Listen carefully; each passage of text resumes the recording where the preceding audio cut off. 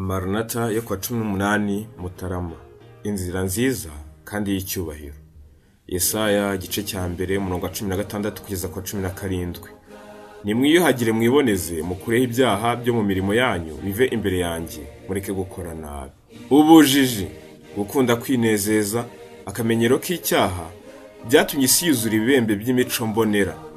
Malaria yicaye iby'imico mbonera iri kurimbura ibihumbi n'ibihumbi. Benshi bacubiye mu cyaha, benshi bataye umutwe, bakandamijwe n'imibabaro, ubukene, ukutizera n'ubuhanya. Indwara z'uburyo bwose zirabababaza, haba mu mubiri ndetse no mu bugingo. Bifuza icyabahumuriza kikabafasha mu byago byabo, kandi Satani aboshya kuba bashakira ubufasha mu guhaza iruba ndetse no kwinezeza biganisha ku kwangirika ndetse no gupfa. Ari kubaha ku mbuto z'i Sodomu, kandi zabahindukira ivu zikiri ku minwa yabo. Amashusho ateye ubwoba y'imimerere y'isi yatambutse imbere yanjye. Ukwangirika mu by'imico mbonera kuri hose.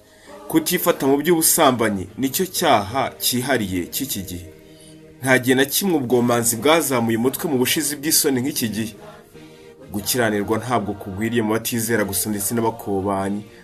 Byakabaye gutyo ariko siko biri.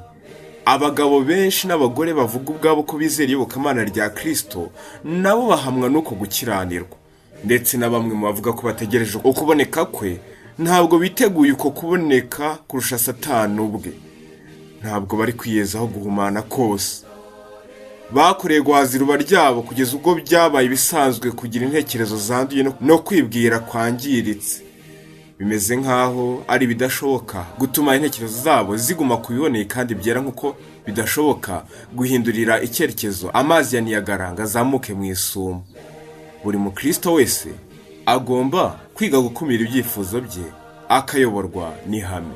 Niba ubuhehesi, uguhumana, ubusambanyi, ibikorwa binyuranyije n'amategeko ndetse no kwica ari gahunda y'umunsi muri abo batazi ukuri kandi banze kuyoborwa n'amahame mu ijambo ry'Imana, mbega ukuntu ari ingenzi k'itsinda ry'abavuga ubwabo ko ari abayoboke ba Kristo bomatanye n'Imana n'abamarika bayo babereka inzira nziza kurushaho ndetse y'icyubahiro. Mbega uburyo ari ingenzi ko binyuze mu mico myiza ndetse no kwifata mu by'ubusambanyi bahagarara bahabanye cyane n'iryo tsinda riyoborwa n'ibyifuzo byangiza. Amena. Maranatha. Ibyiringiro by'itorero no kugaruka k'Umwami Yesu. Haleluya.